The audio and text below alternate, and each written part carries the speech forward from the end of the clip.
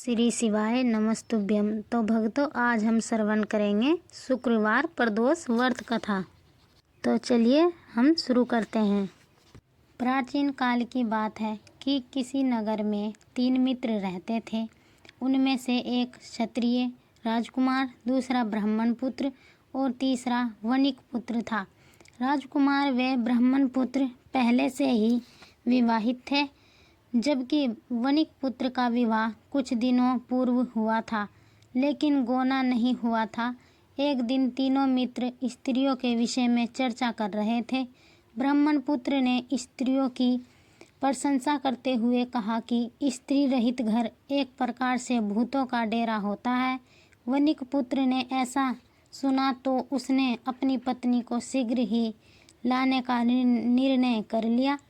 घर पहुंचकर उसने यह बात अपने माता पिता को बताई तो माता पिता ने उसे समझाते हुए कहा कि अभी शुक्र तारा डूबा हुआ है, ऐसे में बहू बेटियों को उनके घर से विदा कराकर लाना शुभ नहीं होता। लेकिन वणिक पुत्र नहीं माना और अगले ही दिन ससुराल जा पहुंचा। ससुराल पक्ष के लोगों ने भी उसे बहुत समझाया, लेकिन वह अपनी जिद पर अड़ा रहा। अतः माता पिता को विवश होकर अपनी कन्या को विदा करना पड़ा। ससुराल से विदा होकर जब वणिक पुत्र नगर के बाहर निकला ही था कि उसकी बैलगाड़ी का पहिया निकलकर दूर जा पड़ा और बैल की भी एक टांग टूट गई। पति पत्नी दोनों को काफ़ी चोट पहुंची।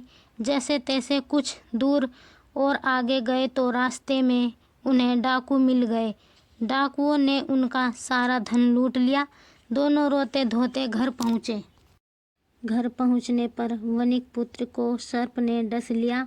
उसके माता पिता ने वेद को बुलवाकर तो वेद ने वणिक पुत्र की 3 दिन में मृत्यु की घोषणा कर दी।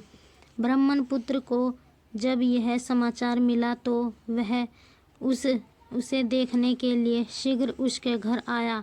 उसने उसके माता पिता को शुक्रवार प्रदोष व्रत करने का परामर्श देते हुए कहा कि इसे पत्नी सहित वापस ससुराल भेज दें।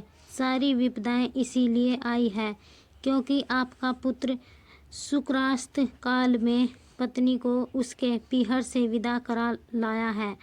यदि यह वहां जाएगा तो अवश्य ही बच जाएगा।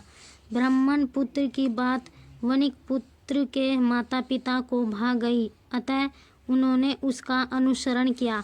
वणिक पुत्र जब ससुराल पहुंचा और कुछ दिन वहां रहा तो सर्प के विष का प्रभाव समाप्त होकर वह पूरी तरह स्वस्थ हो गया और शुक्रवार प्रदोष व्रत के प्रभाव से उसके सभी कष्ट दूर हो गए।